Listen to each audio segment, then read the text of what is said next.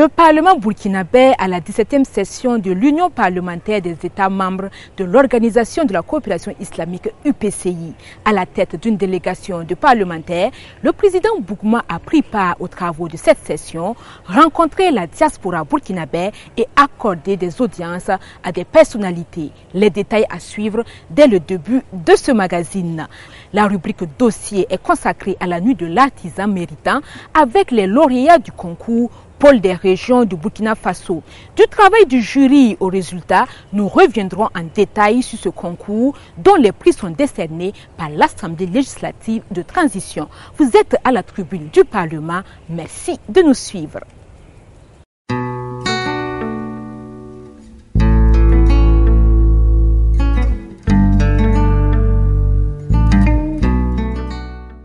Le chef du Parlement burkinabé à Alger, il y a conduit une délégation de l'Assemblée législative de transition pour participer du 27 au 30 janvier dernier à la 17e session de l'Union parlementaire des États membres de l'Organisation de la coopération islamique UPCI.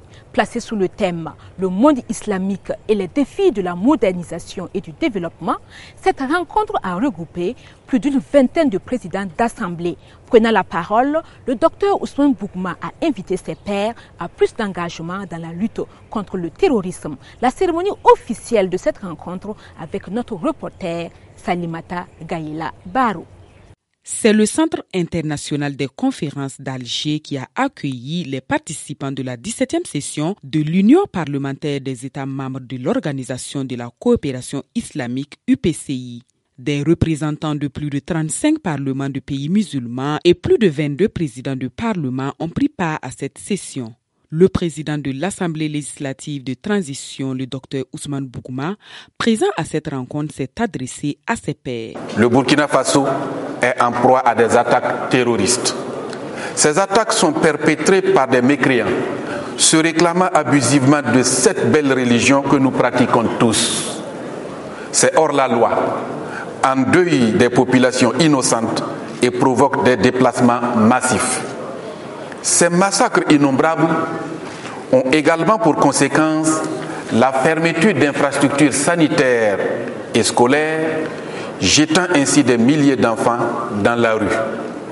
La situation qui frappe de plein fouet les pays de la bande sahélienne que sont le Mali, le Niger et le Burkina Faso constitue une des plus grandes menaces non seulement pour l'Afrique de l'Ouest, mais également pour le monde entier. Mon plaidoyer à cette tribune est que les parlements membres de l'Union parlementaire, des États membres de l'OCI, du PCI, et les pays de l'Organisation de la conférence islamique, OCI, soit en travaillant à acheter leurs sources de financement et d'armement, soit en aidant les pays confrontés à ce péril terroriste à pouvoir y faire face. Les parlementaires burkinabés sont satisfaits des résultats de cette 17e session. Il y a eu des apports nouveaux, contrairement donc aux sessions passées, c'est-à-dire donc que l'UPCI est sur la bonne voie pour pouvoir faire passer donc le message de l'islam. Les travaux se sont achevés par l'adoption du communiqué final de la 17e session de la conférence de l'UPCI ainsi que de la déclaration d'Alger.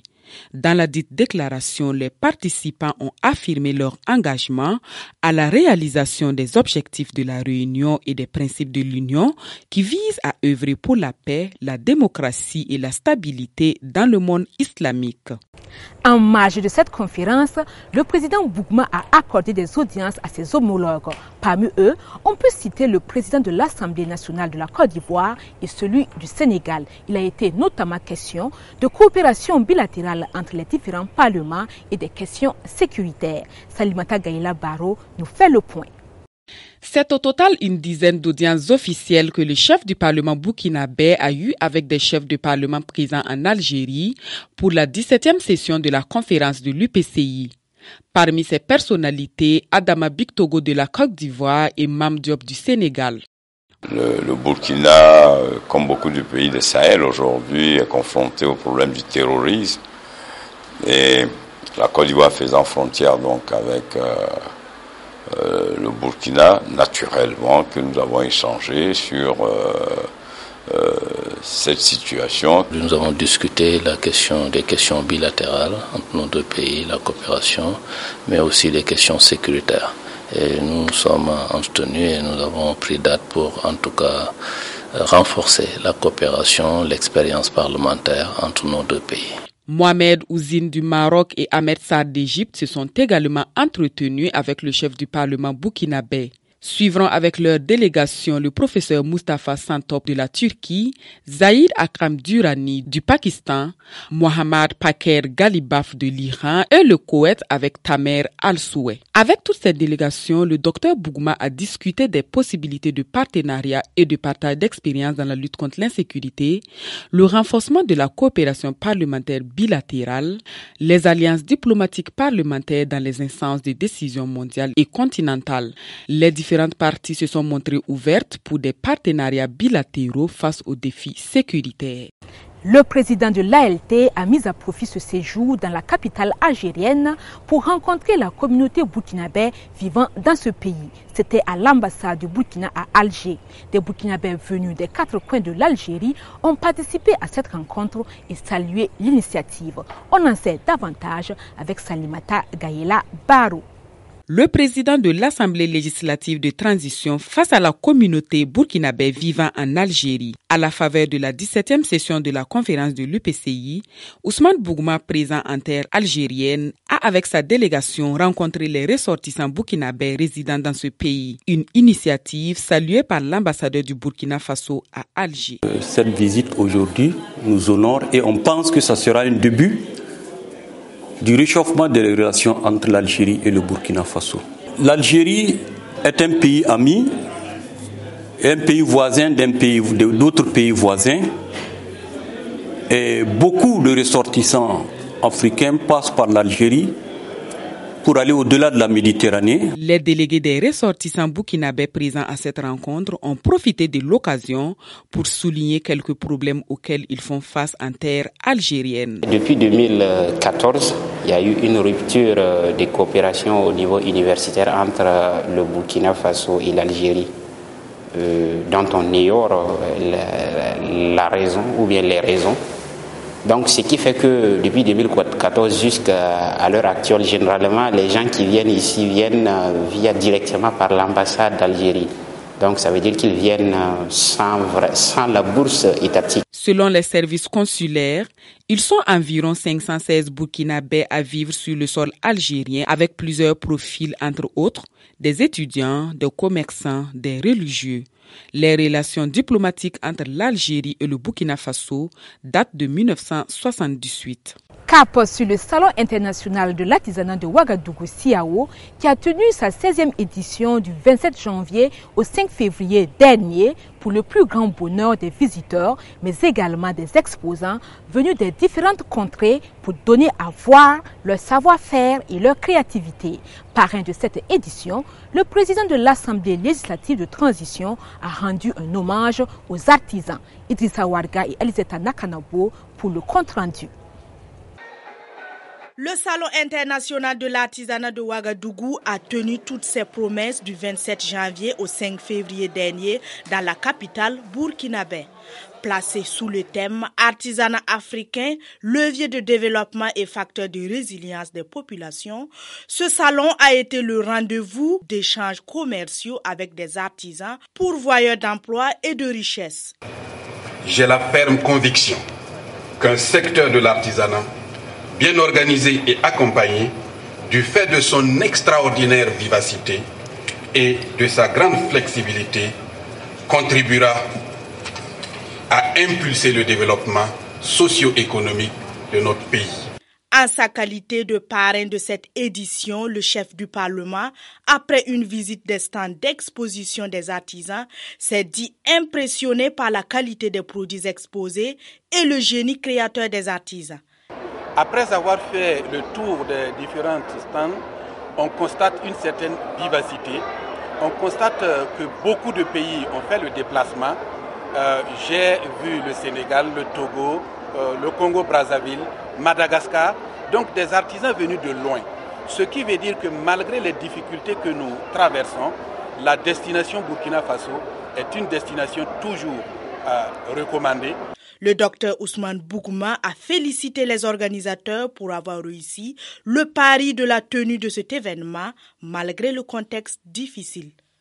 Le Conseil supérieur de la communication CSC à l'ALT, dans son carnet d'audience, le président de l'Assemblée législative de transition, Ousmane Bougouma, a reçu une délégation du CSC dans la matinée du 26 janvier passé. Une visite de courtoisie que nous relatent Anatole Nakoulma et Axel Nicole Yarou. Une délégation du Conseil supérieur de la communication chez le chef du Parlement burkinabé, Ousmane Bougouma. Conduite par son président, Abdoulaziz Bamogo, cette délégation est venue officiellement présenter les membres qui composent le collège du Conseil supérieur de la communication et s'entretenir sur divers points avec leur hôte du jour. C'était de pouvoir lui présenter notre vision à la tête de l'institution, une vision qui tient en deux axes. Dans un premier temps, travailler avec les médias professionnels que vous êtes afin de renforcer vos capacités pour que vous puissiez aider le pays à faire face à ce défi sécuritaire-là, notamment en mettant en avant votre responsabilité sociale de médias, mais aussi, dans un deuxième temps, aussi en travaillant à lutter contre les fake news et contre les discours de haine. Le président de l'Assemblée législative de transition s'est dit ravi de cette visite de courtoisie. Il a marqué sa disponibilité à toujours accompagner le Conseil supérieur de la communication afin qu'il réussisse au mieux ses missions. Le Parlement burkinabé ouvre ses portes à des visiteurs. Le 27 janvier 2023, les élèves de l'école catholique Les Saints Innocents de Guilungu dans le plateau central ont eu l'occasion de s'entretenir avec le président de l'ALT, Ousmane Bougouma. Quelques jours plus tard, soit le 1er février, c'était au tour des étudiants de l'Université Aube Nouvelle de Ouagadougou, inscrits en licence gestion des projets, de se retrouver face au troisième vice-président, Ousmane Diallo, pour le même exercice. Une occasion pour ces élèves et ces étudiants de se familiariser avec l'institution parlementaire. Retour sur les temps forts de ces visites avec Anatole Nakoulma et sa presse Hippolyte Milogo. Ici, à l'hémicycle, les élèves du primaire venus de Guilungu sont reçus par les chefs du Parlement Ousmane Bougouma. À leur suite, ce sont les étudiants de l'Université Aube Nouvelle de Ouagadougou qui s'entretiennent avec le troisième vice-président Ousmane Diallo. Les autres sont satisfaits de leur visite. Cela a été une grande joie de voir la disponibilité du président de l'Assemblée législative. Cela motive davantage les enfants à bien se donner en classe pour réussir leurs études. J'ai pu connaître les différents présidents qu'il y a eu à l'Assemblée nationale. Je peux savoir aussi les membres de l'Assemblée nationale, qu'est-ce qu'un questeur, vu que je ne savais même pas ce que c'était un questeur. Et c'était très enrichissant pour moi. Des conseils ici, la citoyenneté et le civisme sont les maîtres mots des autorités. Nous avons vu tout à l'heure que certains ont vocation à devenir des présidents d'assemblée, des ministres, des présidents de notre pays. Nous leur avons donné le conseil que pour y arriver, non seulement il faut travailler, mais il faut surtout être respectueux des lois, respectueux des parents, respectueux des encadreurs. Le parlementarisme au Burkina Faso, le fonctionnement de l'Assemblée législative de transition et le rôle du député ont été dispensés aux visiteurs.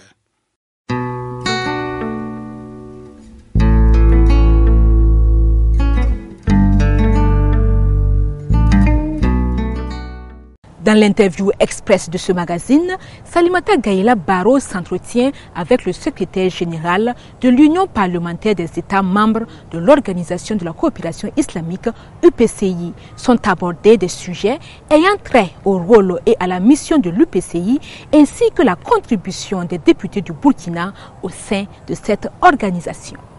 Bonjour Monsieur Mohamed Niassé, vous êtes le secrétaire général de l'Union parlementaire des États membres de l'Organisation de la coopération islamique UPCI.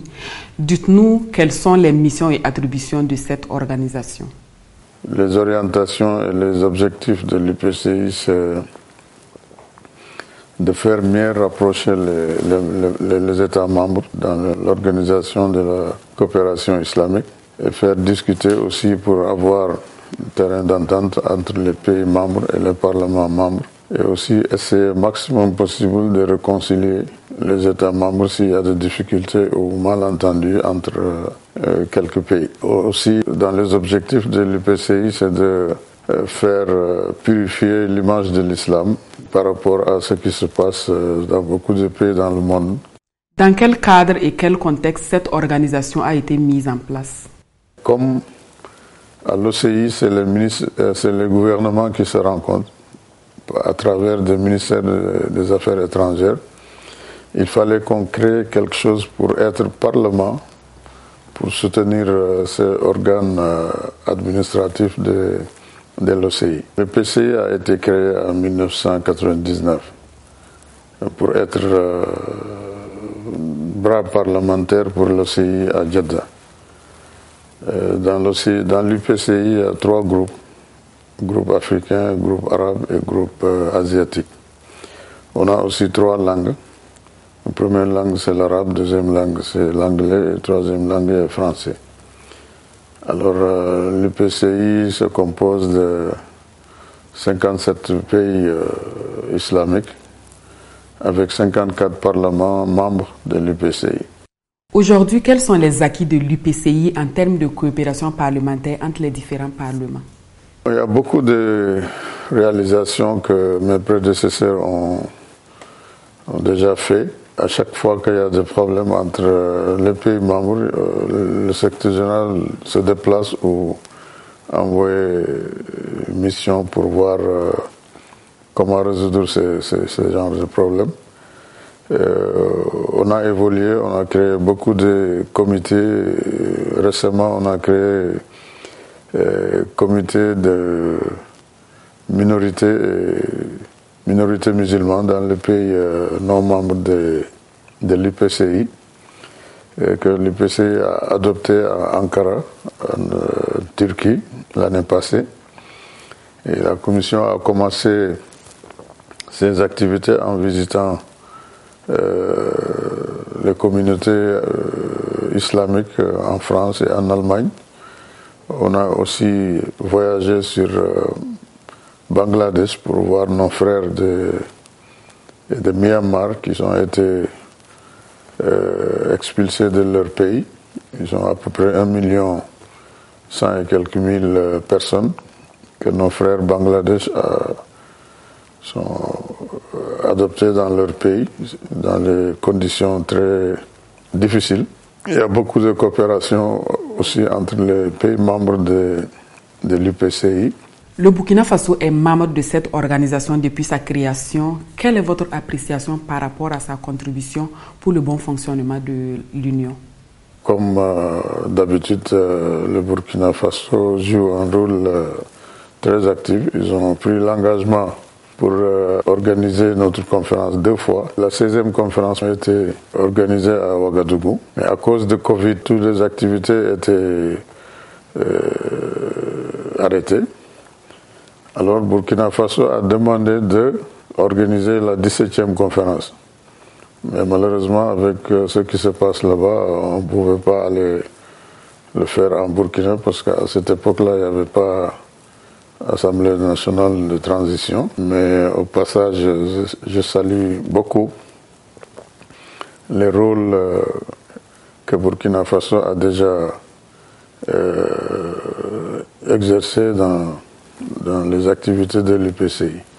Notons que l'honorable Mohamed Niasse est député à l'Assemblée nationale du Sénégal. Il a été élu comme secrétaire général de l'UPCI en 2018 et reconduit en 2023 pour un mandat de 5 ans.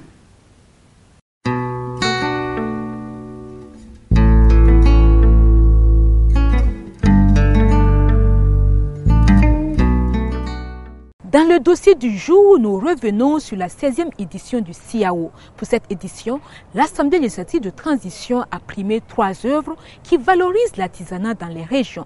Il s'agit du concours Pôle des régions du Burkina. Les membres du jury de ce concours sont composés de députés et d'agents administratifs. Comment ont-ils travaillé et à qui reviennent les prix? Éléments de réponse avec Idrissa Warga, Anatole Nakuluma et Alizeta Nakanabo Kwanda. Bravo à la région Obasan. Nous sommes à la nuit de l'artisan méritant de la 16e édition du Salon international de l'artisanat de Ouagadougou. À cette édition sont dévoilées les 3 meilleures régions du jeu concours pôle des régions du Burkina Faso. Et pour cette édition, se sont distinguées la région des Hauts-Bassins, la région du Sahel et celle des Cascades. Comme récompense, ils repartent respectivement avec les sommes de 2 millions, 1 500 000 et 1 million de francs CFA. Ce prix permet à tous les artisans, comme on l'a dit, vous voyez que c'est toute une équipe. Quand on dit la région des Hauts-Bassins, ça veut dire que c'est tous les acteurs en tout cas de la région des Hauts-Bassins qui se sont réunis pour présenter cette région dans toute sa diversité. Donc nous ne pouvons qu'encourager et féliciter et l'Assemblée nationale à continuer dans cet élan afin que tous les acteurs puissent, main dans la main, participer au développement de l'artisanat au Burkina Faso. Les 3 meilleurs stands sont retenus sur la base de critères bien définis et désignés par un jury composé de membres de l'Assemblée législative de transition. Les travaux en commission, c'est un processus. D'abord, il y a les critères qui ont été élaborés de façon participative avec les techniciens et les membres du comité. Et il y a aussi le chronogramme pour pouvoir passer, regarder les différents stands et voir quels sont les produits qui sont exposés au niveau des différentes régions et à la suite maintenant pouvoir faire le choix de la meilleure région et puis ainsi de suite pour les différents prix qui seront remis. Le concours pôle des régions du Burkina Faso de l'Assemblée législative de transition a été institué depuis 2016 lors de la 14e édition du Salon international de l'artisanat de Ouagadougou. L'objectif est de pousser les artisans à l'innovation et à la créativité.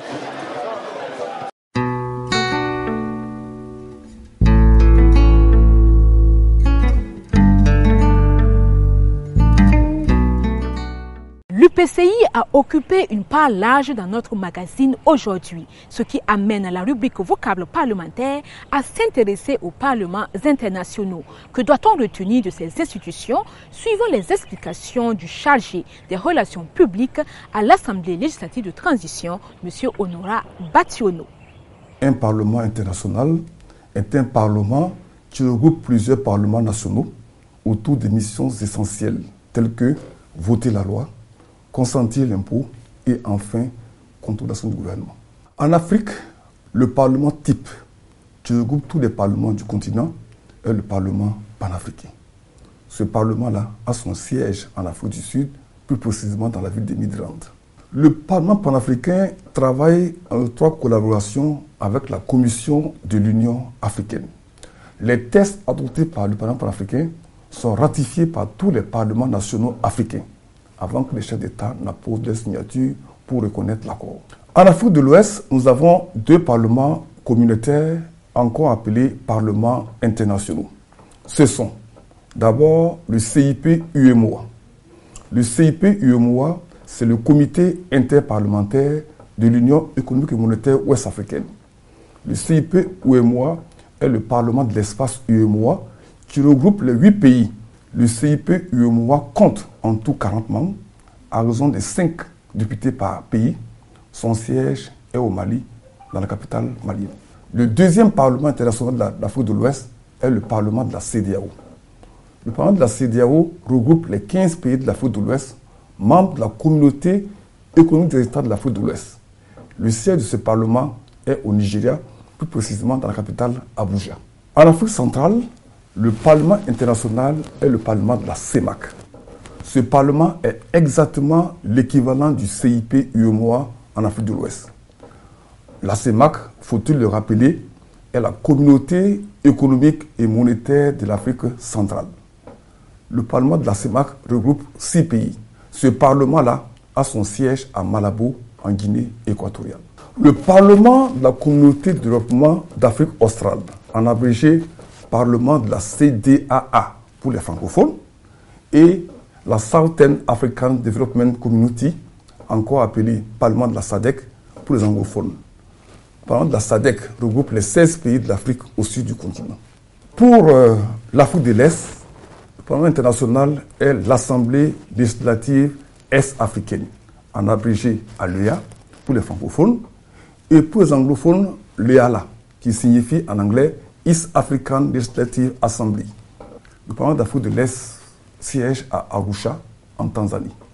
Les missions poursuivies par ces parlements internationaux sont d'abord voter des lois qui s'appliquent à l'ensemble des zones dont sont membres les différents pays. Pour ce qui concerne les parlements régionaux tels que le CIP-UEMOA et le Parlement de la CEDEAO, pour l'Afrique de l'Ouest bien sûr, idem pour le Parlement de la CEMAC, de la SADC et de l'Assemblée législative d'Afrique de l'Est, où il concerne respectivement l'Afrique centrale, l'Afrique australe et l'Afrique de l'Est. En seconde position, voter des lois qui s'appliquent à l'ensemble des pays, pour ce qui concerne le Parlement panafricain. Le vocable parlementaire met fin à ce numéro. Tout le plaisir a été pour moi de l'avoir présenté. Merci à vous de l'avoir suivi.